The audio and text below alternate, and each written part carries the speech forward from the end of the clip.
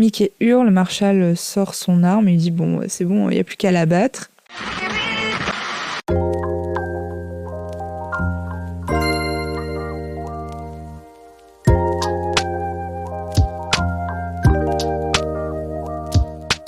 Il faut sachez que là, je viens de chercher sur internet comment record sur Adobe Audition, mais c'est parce que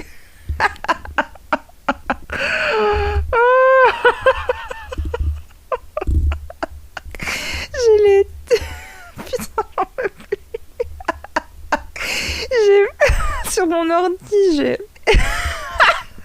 genre, d'un côté, genre, j'ai 2 fenêtres ouvertes, vous savez, genre, sur la moitié de l'écran, j'ai mes notes, et sur l'autre moitié, j'ai mon truc de recording, et le bouton rouge de record était caché, et au lieu d'ouvrir la fenêtre, j'ai juste cherché sur Google comment enregistrer, fallait juste que j'ouvre la fenêtre. Oh la vache, je suis trop bête. Ah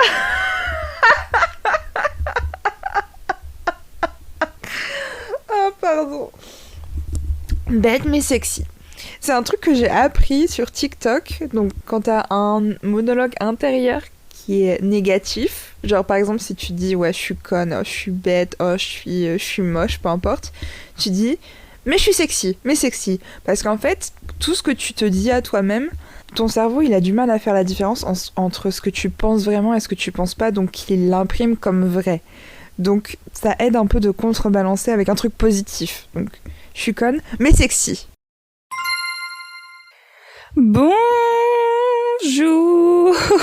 et bienvenue sur ce nouvel épisode du twist final. Je suis Apostrophe et aujourd'hui on parle de Mickey 17. Alors on commence très fort, on commence avec un bang sur cet épisode. Mais ça n'est pas tout. Je pense que le mot d'ordre aujourd'hui c'est chaotique. Alors déjà vous avez entendu ce début d'épisode épique. Mais au-delà de ça, ce film, c'est pour moi... on a une histoire très particulière, lui et moi. Disons que, comme vous, si vous écoutez ce podcast, j'aime regarder des films. Mais j'ai pas forcément toutes les plateformes d'écoute, vous voyez. Donc, il peut arriver peut-être que je regarde certains films d'une manière qui ne soit pas exactement légale, ce qui n'est pas bien, ce que je ne recommande pas, et ce que je ne referai plus jamais. Or, quand vous téléchargez des films, et que, par hasard, hein, moi je cite ça comme ça, je pose ça là, enfin, ça n'a rien à voir avec moi bien évidemment, et que vous oubliez de mettre un VPN par exemple, votre adresse, elle est tracée. Et par exemple, hein, par le plus pur des hasards, je ne sais pas, hein, la société de production de Mickey 17, Warner Brothers, peut vous envoyer une lettre pour vous dire vous avez regardé mon film de manière illégale. Et peut-être, encore une fois, hein, hypothétique, à la suite de ça, peut vous demander de payer une amende de 500 €. Voilà, donc pour moi, Mickey 17, c'est ça. Donc déjà, on part gagnant, hein, clairement, on est des winners. Et au-delà de ça, on repart sur un épisode dans mon lit. Parce que j'ai tellement mal dormi hier. Genre, je pense que j'ai dormi 4 heures. Je sais qu'il y a des gens et c'est leur quotidien et ça leur va et tout. Et franchement, respect. Mais pas moi, je suis un bébé en fait. J'ai besoin de dormir. Si je dors pas 8 heures, voire 9 étant mieux quand même. Si je dors pas au moins ça, je suis crevée. Et aujourd'hui... Je sais pas si vous sentez la différence en fait, parce que de manière générale, j'essaie quand même de faire un truc assez posé, assez t'as vu bien fait et tout ça. Et de temps à autre, j'ai un épisode qui est un peu plus chaotique. Et là aujourd'hui, ça va être ça. Si on présentait le film de manière plus technique. Oh, aussi, putain, j'ai tellement de choses. Je suis une vraie pipelette aujourd'hui, j'ai plein de choses à dire. Mickey 17, c'est un film que moi j'attendais de ouf. Parce que dans mon top 3 des films préférés, il y a Parasite. Parasite by Bong Joon-ho, réalisateur que j'aime bien. Mais c'est un réalisateur qui va beaucoup parler de différences de classe sociale, de comment les riches, sans dire parasitent les pauvres, je ne sais pas comment dire, mais les relations entre les riches et les pauvres, comment les riches en fait profitent de la pauvreté des pauvres. Et dans ses œuvres, il y a toujours un humour très absurde, un humour noir. Et moi, c'est en fait ce que je préfère. Je pense, vraiment, mes types d'histoires préférées, ce sont les histoires qui ont un fond assez sombre, assez dur, mais avec une forme légère. Donc comme Parasite, en fait. C'est un film qui parle de choses très dures, mais pendant toute une partie du film, Parasite, c'est juste un film de braquage. Il y a beaucoup d'humour, de choses comme ça. Pareil, un autre film que j'adore, c'est But I'm a Cheerleader, qui est donc un film sur des jeunes qui sont en camp de redressement homosexuel. Je sais plus comment ça s'appelle. Ce qu'il y a aux États-Unis. D'ailleurs, il n'y a pas que aux États-Unis. Hein. Les camps où on envoie des jeunes homosexuels pour qu'ils, entre énormes guillemets, deviennent gays, puisque c'est impossible. Merde, lapsus, pardon. On envoie des jeunes gays pour qu'ils deviennent hétérosexuels, ce qui est impossible. Mais bref, c'est une histoire très sombre, mais c'est avec un humour mais tellement absurde. Genre, ce film me pète de rire. Bref, on n'est pas là pour parler de But I'm a Cheerleader. On est là pour parler de Mickey 17. Donc c'est un film que j'attendais beaucoup de base. C'est un film qui est adapté du roman Mickey 7 d'Edward Ashton, qui est sorti en 2022, très récemment, que j'ai commencé à lire pour le podcast, mais que je n'ai pas terminé, désolé. Je suis rendue au chapitre 7, je crois, un truc comme ça, donc je suis encore au début. Les retours que j'ai eus de la différence entre le film et le livre, c'est que le livre est quand même un peu plus... Je trouve plus le mot. Grinçant. Enfin, c'est moins... On est moins dans l'humour, on est plus dans presque une tragédie, en fait. Le film, c'est un film de science-fiction avec pour le rôle principal Robert Pattinson. On a aussi des gens que je ne connais pas vraiment, mais que je vais quand même vous citer si ça vous intéresse. On a Naomi Ackie, Steven Yeun, Toni Collette, Mark Ruffalo, ça je connais. C'est le gars qui fait Hulk, vous savez. Après, les effets spéciaux, bon, c'est pas trop ce qui m'intéresse. C'est un film qui est sorti en 2025 et qui a plutôt bien marché. Le sujet principal, en réalité, de ce film-là, spécifiquement Mickey 17, c'est la valeur de la vie et comment notre perception de la vie peut changer selon qui on est.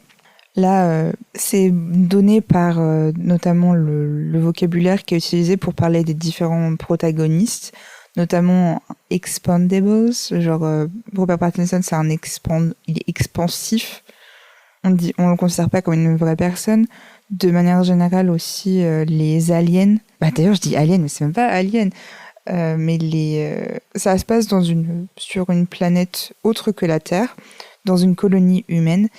Et sur cette planète, il y a une espèce native qu'ils appellent des creepers.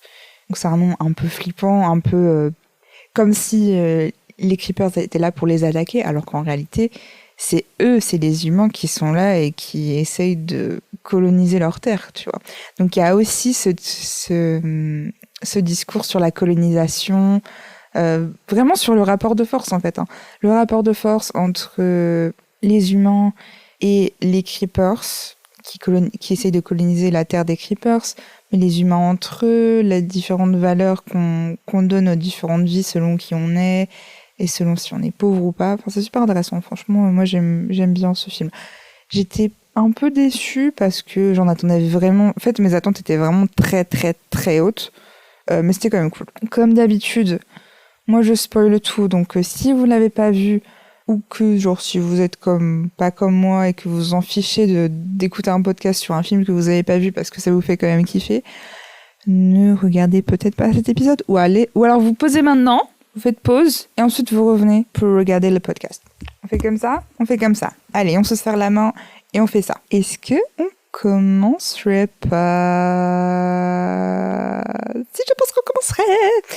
Le film commence sur un plan large et la désolation glacée de Niflheim. Niflheim. Pardon. Vas-y, je le dis vraiment. Niflheim, qui est donc la planète glacée où se passe le film. On est en l'an 2054. Niflheim, apparemment aussi, c'est un hommage à la mythologie nordique. Je n'en sais pas plus.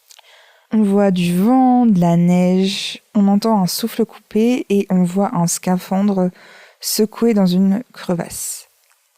On rencontre notre petit Robert. Mickey 17 émerge à moitié gelé. La communication est HS, le chauffage est HS, tout est HS.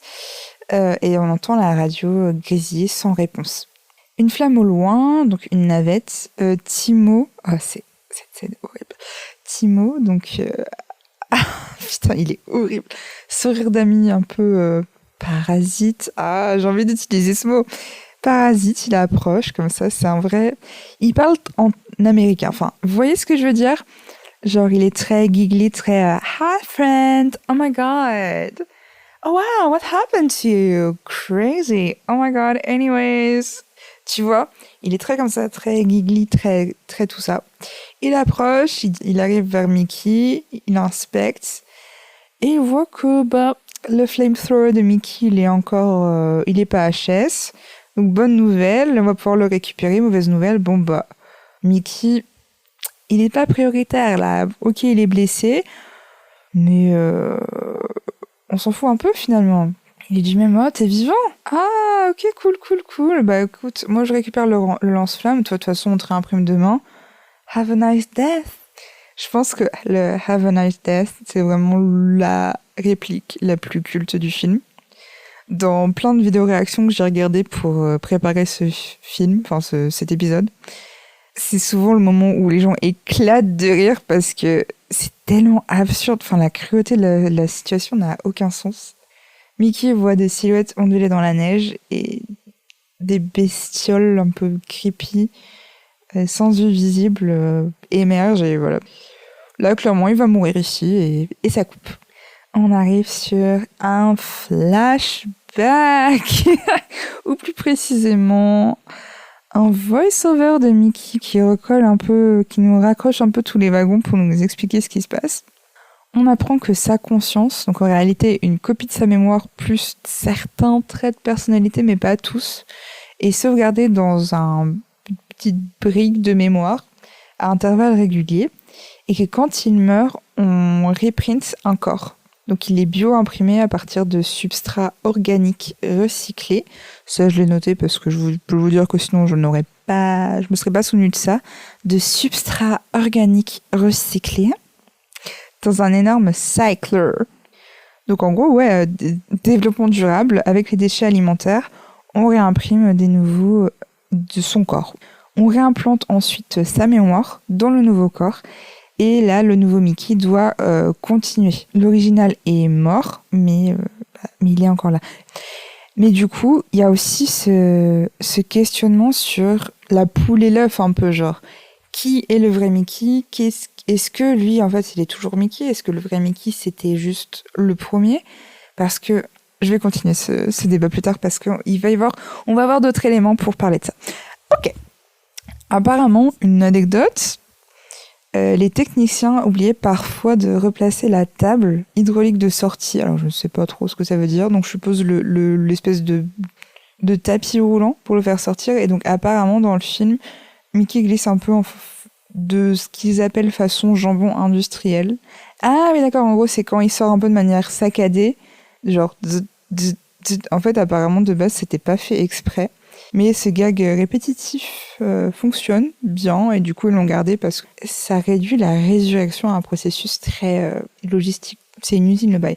Et c'est vrai qu'on y pense, enfin je vous dis moi, pas un seul moment dans le film, j'ai pensé au fait que le mec est en train d'être résurrecté alors que c'est un truc incroyable. Mais ouais, genre la résurrection c'est censé être un truc presque biblique en fait. Totalement divin, puisque je pense que même le mot vient de là. Et là, on le réduit à rien. Bref, on est déjà à 21 minutes là et j'ai toujours pas passé la première scène. Ok, c'est pas grave. Là, on arrive au vrai flashback sur Terre, avant l'espace. Donc, on se trouve sur une Terre post-crise, des mégalopoles en spirale. Tout est futuristique mais positif, ouais. Genre là, on n'est pas dans Cyberpunk. Quoique Cyberpunk, je sais pas si c'est une dystopie ou pas. Mais là, on est dans une utopie futuristique, tout va bien et tout. Sauf que Mickey, c'est un historien et que, autant dire que dans une société où tout est à la pointe de la technologie et que on n'a qu'à cligner de l'œil pour avoir toutes les informations qu'on veut, un historien, ça n'a pas vraiment d'intérêt, quoi. Il s'est laissé embarquer dans un business de macarons par un ami convaincu que ça battrait le business de burger. Bon, spoiler, pas du tout. Le fait est que notre petit ami Mickey, il est criblé de dettes. Et ces dettes sont dues à Darius Blank, donc un financier sadique qui n'aime pas spécialement l'argent. Par contre, il aime regarder les mauvais payeurs mourir, donc génial. On voit une scène où un débiteur est retenu sur une table pendant qu'on sort une tronçonneuse double. Pendant ce temps, Darius mange du steak. Et là aussi, on diffère du livre. Seulement sur les premières parties du film, je vais pouvoir vous dire ce qui diffère du livre. Mais là, par exemple, déjà, le livre s'appelle Mickey 7 et pas 17. Apparemment, c'est juste parce que Bong Joon-ho, il voulait faire mourir Mickey plusieurs fois. Donc, ils ont fait 17, ça marche. Et la raison pour laquelle Mickey 7, dans le livre, il part, c'est aussi un problème d'argent par rapport à un truc de dette, mais c'est pas du tout parce qu'il se lance dans un truc de macaron qui marche pas. C'est parce qu'en fait, son ami, le gars qu'on voit au début, là, qui le laisse avec son lance-flamme, c'est un ancien sportif qui, après des années, fait un combat et Mickey décide de parier contre lui, genre toutes ses économies plus de l'argent qu'il a emprunté. Sauf qu'en fait, son pote finit par gagner le combat, donc il a littéralement tout perdu. Donc comme d'habitude, un Bong Joon-ho banger, hein, les scènes sont...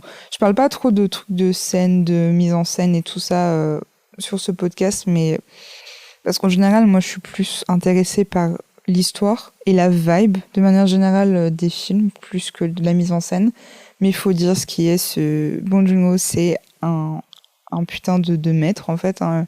C'est ce qu'il fait, c'est beau, quoi. Ces scènes sont belles et c'est un truc qu'il faut reconnaître. Notre petit Mickey, Robert Pattinson, il panique, il veut fuir le système, il veut fuir la mort imminente qui lui est promis, hein. Donc avec son pote Timo, il truque son CV pour devenir pilote. Sauf que pour Mickey, ça ne marche pas. Lui, il scrolle désespérément les posts. Et le seul qu'il trouve, c'est pour être expandable. Donc il clique, il ne lit pas du tout. Et il se retrouve dans cette galère. Et c'est comme ça qu'il se retrouve sur cette planète étrangère avec son pote, celui qui est pilote, et Mickey qui se retrouve à être expandable. Donc il est accepté pour le poste puisque bien évidemment pas beaucoup de gens se sont battus pour avoir le poste où la seule chose que tu as à faire, c'est mourir de façon multiple, parfois de manière absolument horrible, enfin d'être littéralement torturé.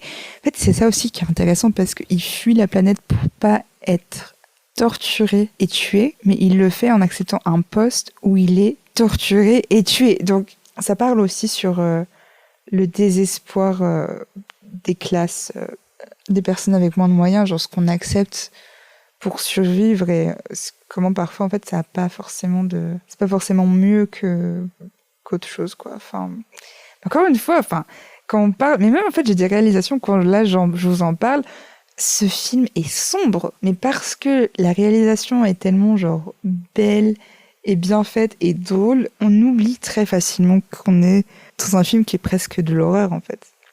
Donc on le rase, on le scanne, on prélève des tissus, des fluides, on lui monte le cycler. Donc comme je vous ai dit, on composte. Tout le compost et les déchets sont recyclés pour faire la matière de corps humain.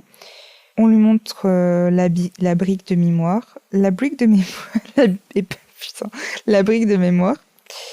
et le test final, porte l'arme sur ta tempe et appuie. Alors ce n'est pas chargé, mais ça il ne le sait pas. Mais c'est là qu'on va tester sa foi dans le système et le désensibiliser, enfin tenter de le désensibiliser à sa propre mort. En tant que spectateur, on se dit mais what, mais c'est fou, genre c'est pas légal, c'est pas éthique, mais qu'est-ce qui se passe? C'est littéralement un truc de secte quoi. Anecdote, apparemment, Bong Joon-ho, quand il storyboard ça, cette scène elle a été dessinée plan par plan pour que le gag, entre guillemets, donc le clic à vide tombe juste après un moment de tension. Et il adore jouer avec ce truc-là, ce ressort d'intensité, comme de la comédie physique, en fait. Voilà, alors. C'est une anecdote, je ne connais pas tout ça, mais en tout cas, ça marche. Mais bref, j'écoute le maître Joon-ho, je pense qu'il sait de quoi il parle. On se retrouve 4 ans après. Non, pas du tout. On passe 4 ans dans un vaisseau, donc les calories sont rationnées. Marshall, qui est donc joué par l'acteur de Hulk. Personnellement, j'ai pas aimé. Je sais qu'il y a des anecdotes qui disent que son personnage, c'est pas Trump. Apparemment, je crois que le réalisateur même lui a dit que non, ce personnage, ce n'est pas Trump. Mais je suis désolée, enfin, il fait une caricature de Trump. Parce que oui, normalement, en fait, c'est ce Marshall, le mec qui est joué par Hulk, c'est le commandant, en fait, de la capsule, comment on appelle ça ?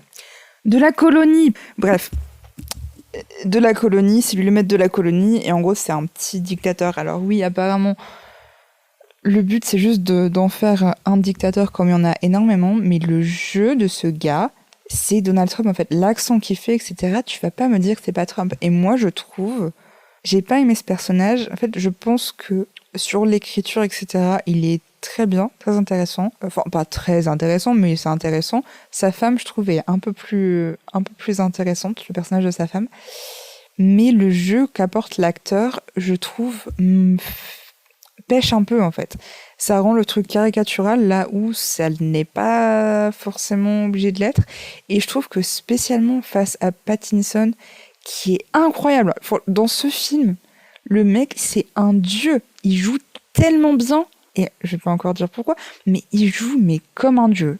Et je trouve que face à ça, genre vraiment, c'est limite ridicule. Alors je sais pas si c'est le but. C'est un personnage totalement à côté de la plaque, totalement ridicule. Donc est-ce que c'est ça l'idée? Je sais pas, mais je trouve que ça marche pas. Et bref, Marshall, il dit pas de sexe, parce que ça consomme 100 calories par session. Et 1 minute plus tard, il y a un revirement populiste en mode campagne d'encouragement sexuel, cartonisée, une fois que la production agricole est stabilisée. Enfin, c'est trop étrange. Et d'ailleurs, le contrôle de calories, c'est un gros problème dans cette colonie parce que, d'ailleurs je sais pas exactement pourquoi, mais en gros il y a un truc qui fait qu'ils peuvent pas consommer trop de calories, du coup tous les membres de la colonie sont mal nourris. À la cafétéria, il y a un silence religieux, on leur sert une caméra, non pas du tout, on leur sert une on leur sert une caméra, allez-y les gars, faites un petit vlog, on leur sert une